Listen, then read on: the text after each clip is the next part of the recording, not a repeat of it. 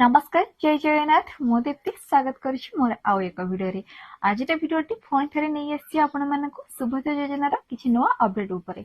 आपण माने जानथिबे कि गोटे सुभद्रा योजना रे गोटे नुआ अपडेट आसी जोटा कि ओपीटी आउट। तो ओपीटी आउट को नहीं लोक मैंने पुणी थे चिंता हो जाइछन्ति जे पुणी कोन गोटे नुआ तथ्य आसला पुणी कोन गोटे नुआ अपडेट आसला।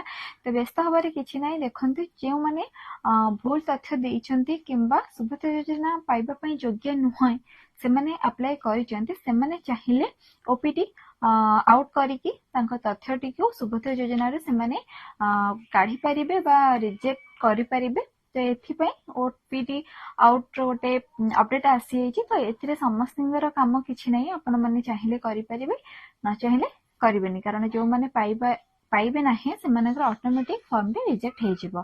तो एनपीसीआई लिस्ट जो रिजेक्ट लिस्ट आसी से मध्य आपण माने जाइके देखि परिबे जे को मानकर आसी को मानकर रिजेक्ट हेछि आ जो मानकर रिजेक्ट हेछि कोन पे रिजेक्ट हेछि सेटा मध्य आपण माने देखि परिबे।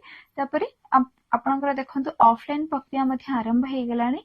ऑफलाइन रे जाइके लोक माने जो मानकर पेमेंट आसीने से मानकर तथ्य संग्रह करिबारे लागिलेनी। तो आगु को आपण माने अपेक्षा करंतु निश्चय समस्त को सुभद्रा योजनाटी मिलिबो।